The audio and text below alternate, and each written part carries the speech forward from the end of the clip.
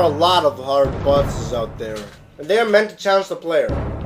Now, I faced a lot of hard bosses ever since I made my last list, and I got a new restriction. Only one boss per game and 2 bosses per franchise. I know the earlier entries on this list are not as hard as the earlier entries on my 2010 version, but still, I don't want this to be as redundant. Now, this will not be the last time I make a hardest bosses list, because I will make plenty more hardest bosses lists. So now it's time for my top 20 hardest video game bosses.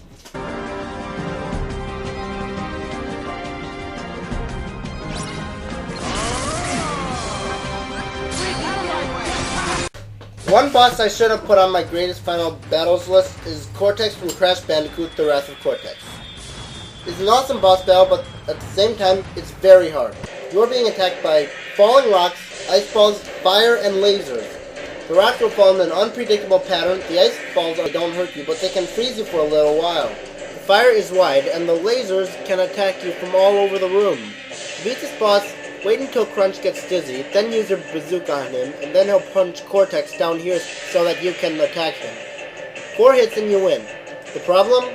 Every time, Crunch makes you have to avoid more attacks before you can make your move. The worst part? You die in 1 hit. Robotnik from Sonic 3. There are 3 phases to this battle. The first phase, you have to jump up and hit him while avoiding these obstacles. Thankfully, there's a quick way to defeating it, but in the second form, you have to hit him when he's not being defended by spike balls. And in the third form, your attacks have to have perfect timing. Frankenstein from Castlevania. This guy isn't a problem, but the Igor that jumps around the room is a problem. Shoots fireballs all over the place. You can't kill it, which will make defeating Frankenstein even harder when trying to avoid Igor's fireballs. Alucard. This guy can turn to bats and fly to another corner of the screen. You can only hit him when he's in normal form. Thankfully, you can't get hurt by his bats, unless they form right where you are. But you have to guess where he's going to go before you can attack him, or you might get hurt and or not be able to hurt him. I know Dracula from the original Castlevania sounds harder, but I never got to Dracula in the original Castlevania. Bellum from Phantom Hourglass is far from easy. In the first form, use the hookshot to get these blobs off him, then grab him so you can hit him with the Phantom Sword. In the second phase, he possesses a ghost ship, and you have to shoot these cannonballs at the blobs on the ship, but they keep respawning. Then in the final form of the fight, you have to constantly attack Bellumbeck, even though your attacks won't hurt him anyways, so that Sela can make a time sphere. You can grab it to get the power to freeze time by drawing an hourglass on the bottom screen, but you have to do it when the eye on the back is open or else you'll waste the sphere. Veron is an awesome villain, and as a boss, she's difficult. The first phase is easy, yet annoying at the same time, because you have to constantly go to the menu to switch weapons, but in the second form, she turns into a demonic fairy that's hard to hit without getting hit yourself, and while you're focused on her, you might accidentally back up into one of the Dark Links.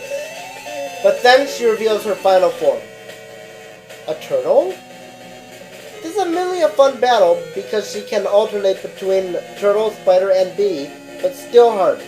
The turtle phase is easy, but the spider form is annoying because she can create webs.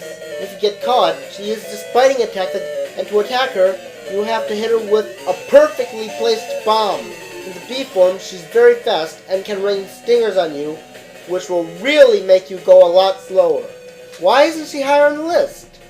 Well, you can beat her last form within about 3 minutes. At the end of the true arena in Kirby Superstar Ultra, you'll find Marx did not really die, but instead he fused together with Nova to create an even more evil monster. He has more moves, his old ones are souped up, and he starts the battle with a black hole attack that gives you a great deal of damage. And guess what happens if you die? You go back to starting the entire true arena all over again. Sounds nice, doesn't it? Ugh. I didn't have a problem with Dark Samus on normal mode. On veteran mode, she's a monster. She has 3 forms. The first form lets her create clones of herself that all attack you, and she can even heal herself. Even if you defeat this form, she fuses with the Aurora unit. You have to attack his tentacles on the sides, then open the hatch with the grapple lasso and attack it. And later in the battle, it creates those Dark Samus clones again. Thankfully, you know now that your target is the Aurora unit in this fight, but they'll still all attack you at once. Then, in the final form, you have to attack the weak point on its back. For a big part of the fight, this thing is facing you, and sometimes the only way to get it to reveal its weak spot is to attack the sensors on it. It can also use a deadly spinning attack, which you can use the screw attack to stop it. You have to have perfect timing, and you can't even heal in this form. You have a limited time to beat all 3 phases of this form. You lose time if you get hurt. If you run out of time, you have to start all over from phase 1. Gruntilda will not go easy on you. She has 5 forms. In phase 1, you have to avoid her flying attacks, which is a real pain, then attack her when she slows down. Then, in the second phase, she constantly shoots fireballs at you, and you have to shoot eggs at her while dodging the fireballs at the exact same time. And you cannot walk around while shooting eggs, so that's gonna make this battle really annoying. Then, in the third form, you take to the sky and have to beak bust Gruntilda, and sometimes you miss. And if you run at the wrong angle when you miss, you might accidentally hit the castle and slide off of it, causing you to die in one hit. In the fourth form, you have to shoot eggs into the Jinjo statues, while avoiding Gruntilda's rapid fireballs, so you have to be very careful. But the real reason this boss is on the list is because of the last form, where you have to shoot eggs into a giant statue, specifically the slots in it. You have to shoot a bunch of eggs into each slot. Come on, stupid slot! Close! Cloak Nightmare from Kirby's Nightmare in Dreamland. In story mode, it was pretty tough, but in boss rush, he's not easy. In the first phase of this battle, he barely takes any damage, and he has a wide variety of attacks, and his Star-Cross attack is nearly impossible to dodge. Then the second phase, you can only attack him when he reveals his weak spot, but some of his attacks don't even reveal his weak spot. And he also has this really annoying flying attack. Giga Bowser, Ganondorf, and Mewtwo. Everyone has 3 lives in this fight. This battle is a 3 against 1, and Giga Bowser is just like Bowser, except his moves are extremely souped up, and he can even freeze you with one of his Smashes attacks. And there are no healing items. Yeah, you all know the drill. Tabuu from Super Smash Bros. Brawl has a whole variety of moves, some unpredictable, some annoying to avoid, some give gigantic damage, and his Wings of Death can kill you in one hit, and his Golden Bracelet move will kill you in one hit on Intense mode. And that's his hardest attack to avoid. Culex. He's teamed up with 5 crystals that can all attack, letting him attack 5 times in one turn, and he can even turn you into mushrooms so that you can't attack, but thankfully that will also make you die slower. But he can also turn you into a scarecrow to make some of your attacks useless. And even if he's not being powered by the crystals, he still has some really annoying moves. And the ramming attack is completely unpredictable, so it's really hard to guard against it. You know what? There are a lot of people debating who's the harder boss in this game. Bonetail and the Shadow Queen. Some people argue that the Shadow Queen is harder because she has 3 forms and separate arms that can make her attack 3 times in one turn, and her separate arms can also steal your HP and add it to her own. Other people say Bonetail is harder because he has more health, power, and defense, and he's at the end of the Pit of 100 Trials, which I explained in my hardest levels list. In my mind, they're both equally difficult. Both of these bosses have massive power, and they can even heal. You need Vivi's help to avoid the Shadow Queen's even stronger attack, which gives 14 damage, but even if you defend against it, you're left vulnerable for 2 turns. The Shadow Queen's arms also grow back if dispatched. Bonetail can freeze you with his Ice Breath attack, and if you die against either of them, it'll take a while to get back to where you were. Eric from Fire Emblem is unforgivingly difficult, specifically if you want to get everything on the level. You have to have Sarah talk to Urk, and you must go to the bottom left village to talk to Priscilla. There's another village you must visit to get to the Iron Blade, But after a while, pirates will try to destroy the village and keep you from doing your stuff. Everything gets worse when it starts raining because it hinders your movement. Yes, it also hinders the enemy's movement, but it still takes forever to get across when the rain comes. Thankfully, the rain stops after a few turns. Eric himself isn't that hard, but in Fire Emblem games, I count the entire level as part of the battle. Sounds like an excuse, does it?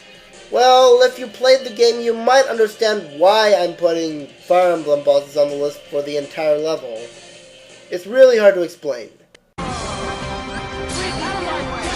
Guess what? Probopass is actually not going to be on the list. Empoleon took me even longer to capture. It has these powerful slash attacks. It can create water spouts that act as obstacles, so that you have to draw loops carefully with them around. Not to mention the time limit, which carries on from the beginning of the level, which, to be honest, there are time extensions, but you have to find 5 Smoochum and then get to Empoleon, then capture it before time runs out. Arena Tycoon Greta. No one can switch out Pokemon in this battle, so if you're using a Psychic type to beat Heracross, and then she sends out Umbreon to beat your Psychic type, you'll be stuck using a Psychic type. Her Umbreon can use Confuse Ray to confuse opponents, it can use Body Slam, which gives good damage, and if you're not careful, it'll paralyze you. But I'll admit the Shedinja is easy because it dies in one hit, as long as you have a move that works against it, but overall, Greta is still a pretty tough trainer. And, thanks to the rules of the battle arena, if the same Pokemon are in the same battle for 3 turns, your Pokemon and her Pokemon will be judged by mind, skill, and body. Whichever one doesn't do most of them right will go down, and she'll almost always match all 3 of those things. Your Pokemon will have to have a lot of guts to match these standards. The worst part? If you lose, you have to win a lot more straight wins before you can face her again. Medius is teamed up with a lot of powerful Manakins, Bishops that heal allies, Ballisticians that attack great distances, and your characters won't even be able to support each other much because they're divided into groups instead of being all together at the same time, and there's barely any space on the map where an enemy won't reach you next turn. Even when you finally reach Medius, on hard mode you have to be lucky to survive his attacks, even if you're playing as Marth with the Falchion. And like I said earlier, in Fire Emblem games, I count the entire level as part of the boss battle. That's right, it's Sephiroth. This stupid overglorified mama's boy is so cheap. His attacks give massive damage, even if you're at level 99, he has loads of HP, he constantly teleports around the room, starts the battle with a really annoying attack that will kill you in one hit if you're not at a really high level and don't guard the attack. If he air tosses you, you have to use good enough air counter moves or he'll juggle you until you die. He can also create these dark orbs taking up a big part of the stage, and guess what the worst part is? He can use this attack that reduces all your HP to 1 and drains all your magic. What a cheater! Thankfully you can stop the attack, but you have to jump high enough to stop it. Yes, you can pull out a max elixir, but he might kill you before it heals you. Now, time to recap before we get to number 1. Number 20, Cortex and Crunch. Number 19, Robotnik. Number 18, Frankenstein. Number 17, Alucard. Number 16, Bellumbeck. Number 15, Baron. Number 14, Marx Soul. Number 13, Dark Samus. Number 12, Gruntilda. Number 11, Cloaked Nightmare. Number 10, Giga Bowser, Ganondorf, and Mewtwo. Number 9, Tabuu. Number 8, Culex. Number 7, the strongest enemies in Paper Mario the Thousand Year Door. Number 6, Eric. Number 5, Empoleon. Number 4, Greta. Number 3, Medius. Number 2, the overglorified Mama's Boy.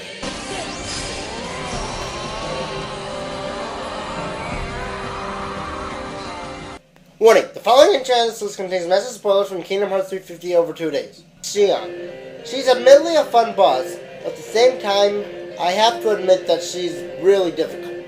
The first form is about average difficulty.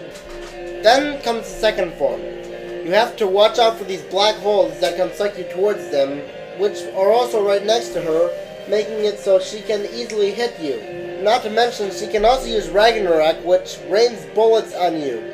They're not too hard to avoid, but if you get hit by them, you'll take rapid damage and maybe even die. The third form is the most difficult because her combo attacks almost always one-hit kill you, and she still has that black hole attack.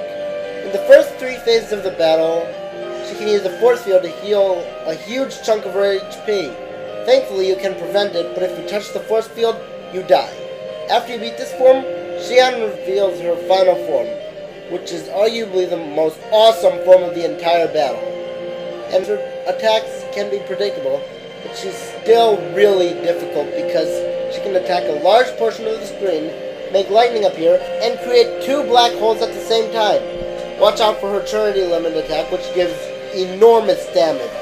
It's even worse in the challenge missions because if you die, you have to start all over from Xian's first form. In the regular challenge mission, you have to get hit as little as possible if you want to get all of the challenge sigils. In the SP challenge mission, you have no recovery magic, and if you want to get all 3 of the challenge sigils, you have to beat her in less than 10 minutes. And I can't beat her when trying to get the challenge sigils, and so that is why Xian is the hardest video game boss I have ever faced.